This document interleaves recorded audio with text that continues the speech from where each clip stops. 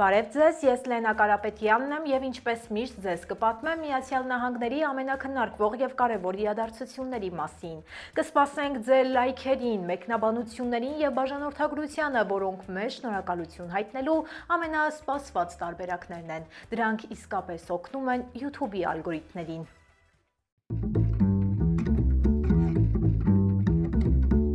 Թողարկումը սկսենք տոնական լուրով։ ԱՄՆ նախագահ Դոնալդ Թրամփը և առաջին տիկին Մելանիա Թրամփը Սպիտակ տանը անցկացրել են ավանդական Հելոուինի Trick or Treat միջոցառումը, հյուրընկալելով երեխաների։ Նախագահական բակը և ճեմասրահը զարդարված են եղել դդումներով, լույսերով և աշնանային դեկորներով, իսկ Թրամփը և Մելանիան ժպիտով ողջունել են փոքրիկ հյուրերին, բաժանելով քաղցրավենիքներ և տոնական նվերներ։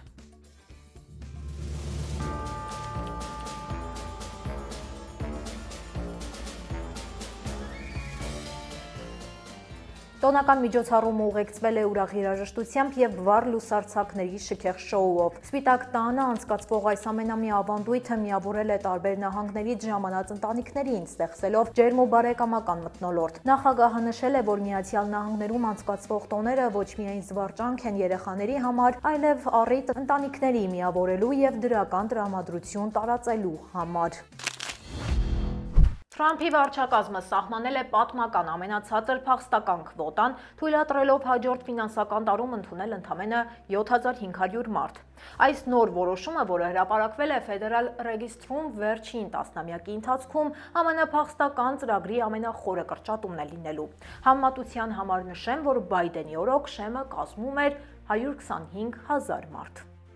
Պաշտոնական փաստաթղթում բացատրություն չի տրվել այս քայլի պատճառների մասին։ Այնտեղ նշվում է, որ 7500 փախստականի ընդունումն արդարացված է հումանիտար նկատառումներով կամ ազգային շահերով։ Աղբյուրների համաձայն Սպիտակ տունը դիտարկում է սպիտակ հարավաֆրիկացիների առաջնահերթություն տալու տարբերակը։ Վերլուծաբանները սա բնութագրում են որպես ԱՄՆ միգրացիոն քաղաքականության արմատական շրջադարձ, որը կարող է փոխել փախստականների բաշխման աշխարհագրությունը և խորացնել միջազգային հումանիտար կազմակերպությունների հետ Միացյալ Նահանգների տարաձայնությունները։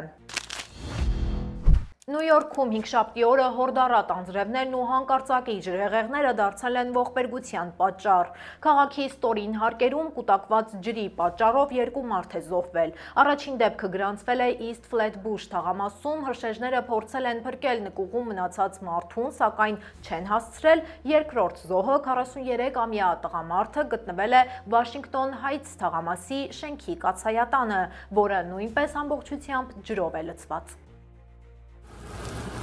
Դեպքի պահին Նյու Յորքի մի շարք շրջաններում, Բրուքլինում, Քուինսում, Բրոնքսում և Մանհեթենի մի մասում հանկարծակի ջրհեղեղի նախազգուշացում է եղել։ Ըստ եղանակային ծառայության, որոշ հատվածներում 1 ժամում գրանցվել են մինչև 31 մմ տեղումներ, իսկ Մանհեթենում և Լա Գուարդիա օդանավակայանում ավելի քան 50 մմ։ Արդյունքում այրուղիները ջրով են լցվել, որոշ մեքենաներ բառացիորեն մնացել են ջրի մեջ։ Բրոնքսի որոշ թաղամասերում ջրի մակարդակը հասել է ավտոմեքենաների դռների բարձրությանը։ Կալիֆորնիայի Օնտարիո քաղաքում ներգաղթի և մաքսային ծառայության գործակալները կրակ են բացել մեքենայի ուղղությամբ, որը ըստ պաշտոնական տվյալների հետընթացով փորձել է վրաերթի ենթարկել դաշնային գործակալների։ Ներկա պահին դեպքի հանգամանքները հետաքննվում են ներքին անվտանգության դեպարտամենտի կողմից։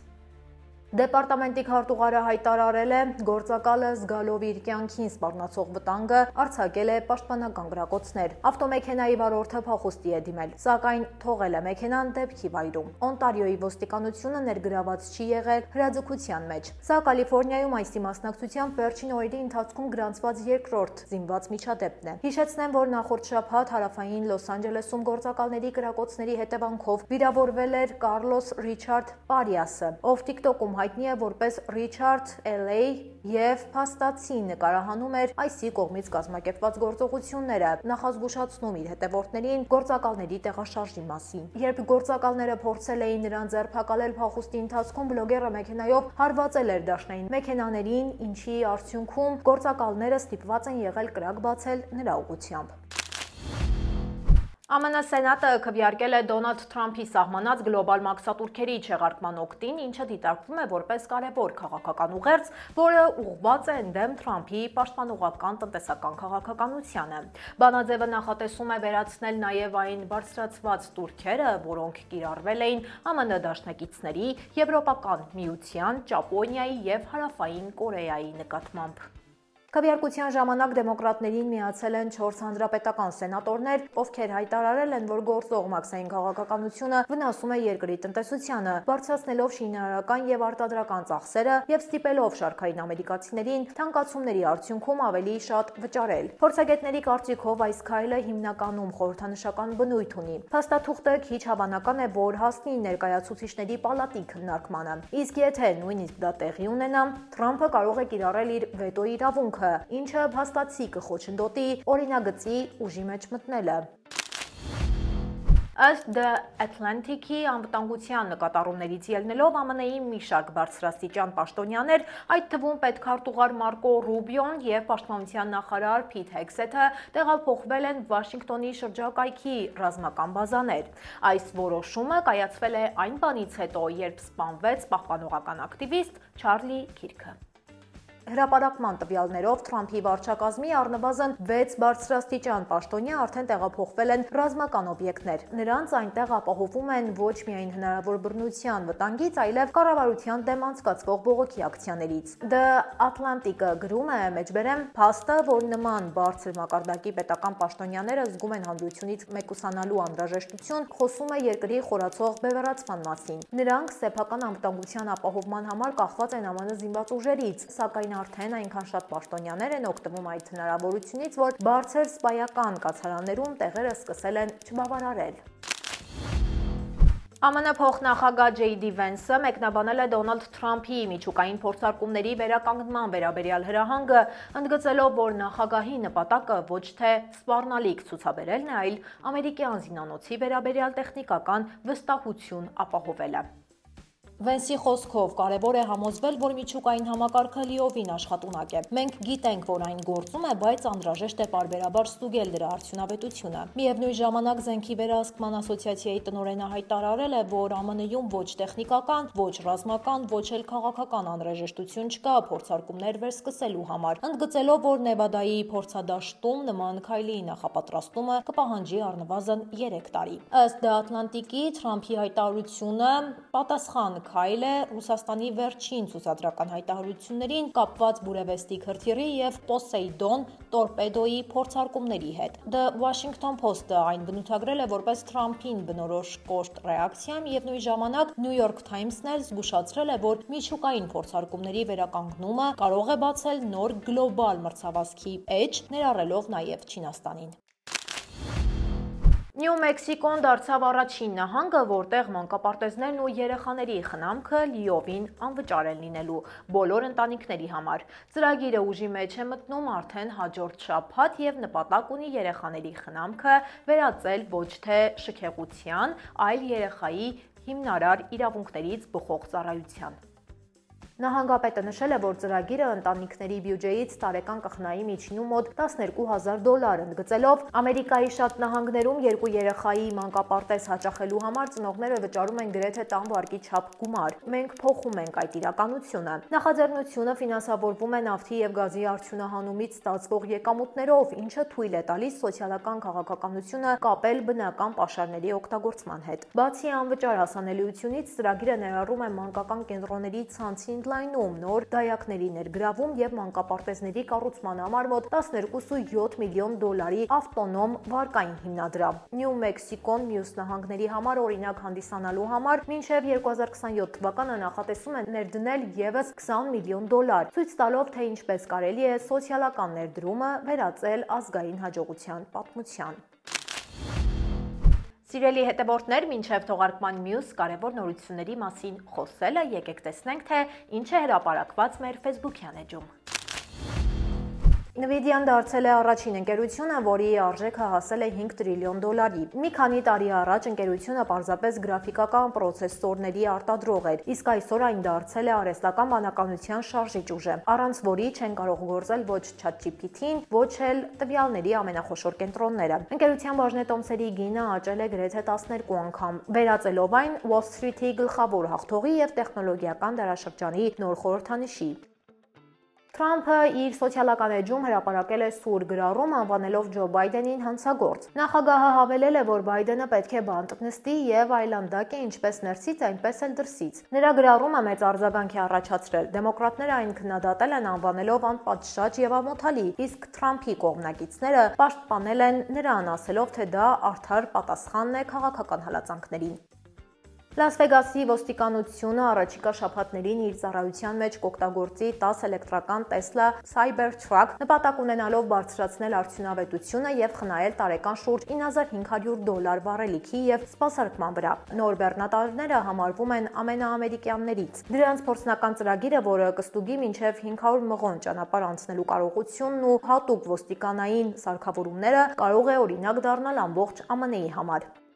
Ցանկանում եմ հիշեցնել, որ մենք ամեն օր ձեզ համար պատրաստում ենք կարևոր ու վստահելի տեղեկություն, պարզ ու հետաքրքիր ձևով ներկայացնելով մեր Facebook-ում եւ Instagram-ում, այնպես որ կարող եք հետևել մեր սոցցանցերի թարմացումներին։ Դաշնային շատդաունի ֆոնին Լոս Անջելեսում դպրոցները դառնում են սոցիալական աջակցության նոր կենտրոններ։ Լոս Անջելեսի միասնական դպրոցական շրջանը հայտարարել է, որ սկսած նոյեմբերի 1-ից, երբ դադարեցվի Calfresh SNAP սննդային օգնության ծրագիրը, բոլոր աշակերտները կստանան անվճար նախաճաշ, ճաշ եւ տաքընթրիք, անկախ նրանց ընտանիքի եկամուտից։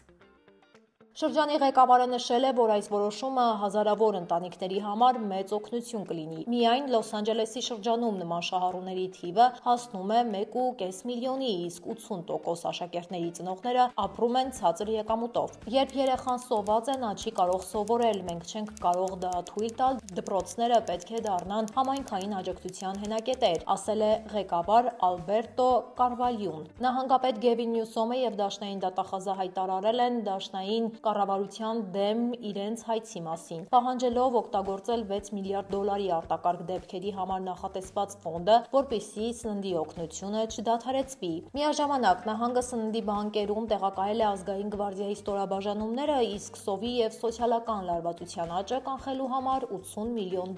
պետական աջակցությունը ուղղել է օժանդակող կենտրոններին։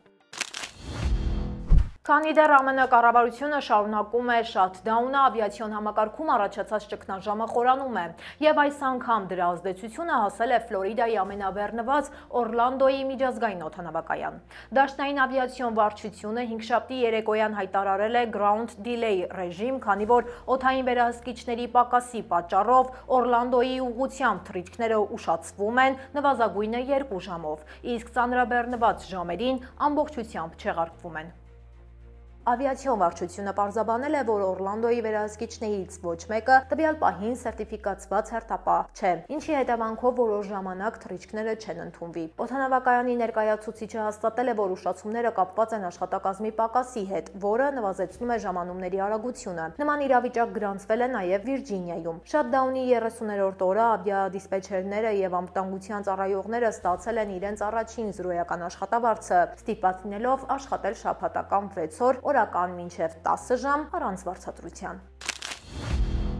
Թրամփը հայտարարել է, որ իր եւ Չինաստանի առաջնորդի հանդիպումից հետո կողմերը համաձայնեցրել են նվազեցնել չինական ֆենտանիլի պատճառով գործարկված մաքսատուրքերը 20%-ից մինչև 10%, ինչպես նաև վերականգնել ամերիկյան սոյայի եւ գյուղատնտեսական այլ ապրանքների մատակարարումը դեպի Պեկին։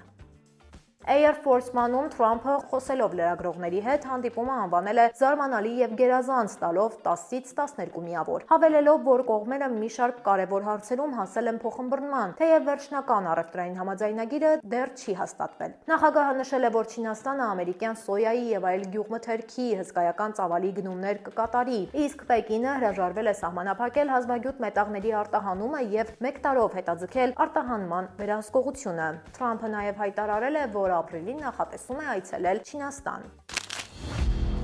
Ամերիկյան ընտանիքներում կենդանիներ պահելը վերջին տարիներին հասել է պատմական առավելագույնի, վերածվելով ոչ միայն ընտանեկան, այլև տնտեսական երևույթի։ Միլիարդավոր շներ, կատուներ եւ այլ կենդանիներ ձևավորել են միլիարդավոր դոլարների շրջանառությամբ մի ամբողջ տնտեսություն, որը ցույց է տալիս ամերիկյան կյանքում կենդանիների աճող դերը։ Վերջին համազգային վիճակագրությամբ 2025 թվականի տվյալներով արդեն ընտանիքների 71%-ն ունեն առնվազն մեկ կենդանի։ Սա կազմում է մոտ 94 միլիոն տուն։ Սա զգալի աճ է նախորդ տարվա 66%-ի, այսինքն 86,9 միլիոնի նկատմամբ։ Այս թվերը ցույց են տալիս, որ ամերիկյան կենցաղում կենդանի պահելը դարձել է գրեթե պարտադիր երևույթ։ Շների եւ կատուների թվաքանակը շարունակում է գերակշռել։ Շուն ունեցող տնային տնտեսությունների թիվը հասել է մոտ 68 միլիոնի, իսկ կատուներ պահողների թիվը 49 միլիոնի։ Ընդհանուր հաշվարկով ԱՄՆ-ում հաշվում է շուրջ 87,3 միլիոն շուն եւ 76,3 միլիոն կատու։ Բացի շներից ու կատուներից զգալի բաժին են կազմում այլ ընտանի եւ էկզոտիկ կենդանիները։ 9,6 միլիոն տնային տնտեսություն ունի քաղցրահամ ջրում ապրող ձուկ, 1,9 միլիոնը աղաջրային ձուկ, 6 միլիոնը պահում են թռչուններ, 6 միլիոնը սողուններ եւ եւս մոտ 6 միլիոնը փոքր կրծողներ կամ էկզոտիկ կենդանիներ։ Ձի ունեցողները համեմատաբար քիչ են, մոտ 2 միլիոն ընտանիք։ Սակայն այդ շուկան ունի առանձնացված ենթակառուցվածք ախոռներից մինչև ապահովագրական ծառայություններ։ Վերջին տարիներին կենդանիների ապահովագրությունը նույնպես աճում է։ Ներկայումս ԱՄՆ-ում մոտ 5,7 միլիոն կենդանի ընդգրկված է կենդանու ապահովագրական ծրագրերում, որոնք հիմնականում շներն են։ Չնայած այդ թվին, սա ընդհանուր կենդանիների պոպուլյացիայի փոքր մասն է, ինչը մատնանշում է ոլորտի զարգացման մեծ պոտենցիալ կա։ Շուկայի ծավալները աճում են նույն տեմպով։ 2024 թվականին կենդանիների ապրանքների եւ ծառայությունների ծախսերը կազմել են մոտ 152 միլիարդ դոլար, իսկ 2025-ի կանխատեսումները հասնում են 157 միլիարդի։ Ընդհանուր առմամբ, ԱՄՆ-ում կենդանիների շուկան այսօր արտացոլում է ոչ միայն թվերի աճը, այլև հասարակական մտածողության փոփոխությունը։ Կենդանին այլևս պարզապես տանզարդ չէ, այլ դարձել է ընտանիքի, տնտեսության եւ մարդկային կապերի իրական անդամ, սոցիալական, տնտեսական ու հուզական իմաստներով։ ԱՄՆ-ի մի քանի նահանգների բնակիչները արդեն զգում են էլեկտրաէներգիայի գների կտրուկ բարձրացումը։ Էներգետիկ ընկերությունները պահանջում են միլիարդավոր դոլարների հավելյալ վճարումներ համակարգերի արդիականացման եւ արհեստական բանականության կենտրոնների աճող պահանջարկը ապահովելու համար։ Ըստ տվյալների 2024 թվականին ԱՄՆ-ի էլեկտրաէներգիայի սպառումը հասել է պատմական առավելագույնի եւ ակնկալվում է, որ արհեստական բանականության արագ զարգացումը կհանգեցնի նոր ռեկորդների։ Միայն 2025-ի առաջին 9 ամիսներին սակագների բարձրացման հայտերը կազմել են 34 միլիարդ դոլար, ինչը ավելի քան կրկնակի է 2024-ի նույն ժամանակահատվածի 16 միլիարդից։ Դաշնային տվյալներով բնակարանային էլեկտրաէներգիայի գները աճել են 11%-ով, ինչը մոտ 4 անգամ գերազանցում է ընդհանուր գնաճի մակարդակը։ Փորձագետների կարծիքով աճի հիմնական պատճառը ոչ միայն ենթակառուցվածքների մաշվածությունն է, այլև AI տվյալային կենտրոնների աննախադեպ էներգասպառումը։ Այս կենտրոնները պահանջում են հսկայական քանակությամբ էլեկտրաէներգիա եւ սառեցման համակարգերի համար ջուր, իսկ դրանց արագ աճը գործող էներգացանցերի վրա լուրջ բեռ է ստեղծում։ Լուիզիանան գրանցել է մայրական մահացության ամենաբարձր մակարդակը յուրաքանչյուր 100,000 ծնունդին 42 մահվան դեպքով։ Այս ցուցանիշը համեմատելի է Մեքսիկայի եւ Սեյշելյան կղզիների մակարդակի հետ, ընդգծելով նահանգում խորացող առողջապահական ճգնաժամը։ Փորձագետների խոսքով հիմնական պատճառները կեսարյան հատումների բարձր ցուցանիշներն են։ Մայրերի ճարպակալումը, ծննդից հետո բժշկական վերահսկողության բացակայությունը, ինչպես նաև ռասայական եւ սոցիալ տարածքային անհավասարությունները։ Բացի այդ, նահանգում աբորտների ամբողջական արգելքը հանգեցրել է բժշկական օգնության ուշացման եւ վտանգավոր բարդությունների աճին։ Apple-ի գլխավոր տնօրենը հայտարարել է, որ առաջիկա տոնական եռամսյակում ընկերությունը կանխատեսում է iPhone-ների եւ ընդհանուր եկամուտների աճ, որը կգերազանցի Wall Street-ի սպասումները։ Քուքի խոսքով, թեև մատակարարումների մեջ որոշ խնդիրներ կան, սակայն iPhone 17 շարքը մեծ պահանջարկ ունի։ Չինաստանում առաքման ուշացումների պատճառով ընկերությունը նախորդ եռամսյակում չի ասել iPhone-ների վաճառքի նպատակներին, սակայն կորուստը փոխհատուցվել է այլ արտադրանքների, հատկապես արհեստական բանականությամբ հագեցած նոր AirPods-երի վաճառքի հաշվին։ Apple-ի շահույթը գերազանցել է վերլուծաբանների կանխատեսումները, իսկ բաժնետոմսերը աճել են 3,8%-ով։ Քուքի խոսքով տոնական եռամսյակում iPhone-ի վաճառքը կաճի երկնիշ ցուցանիշով, իսկ ընդհանուր եկամուտը նախորդ տարվա համեմատ մոտ 10-ից 12%-ով։ Հուսամ, որ հավանեցիք մեր կողմից ընտրված այսօրվա թեմաները։ Հիշեցնեմ, որ մենք եթեր ենք դուրս գալիս ամեն օր բացի շաբաթ եւ կիրակի օրերից ժամը 5:30-ին։ Եթե դեռ չեք հասցրել դիտել մեր նախորդ թողարկումը, ապա կարող եք անցնել հենց այս հղումով։ Այսօրվա համար նախապատրաստել ենք այսքանը։ Կհանդիպենք երկուշաբթի օրը։ Շնորհակալություն։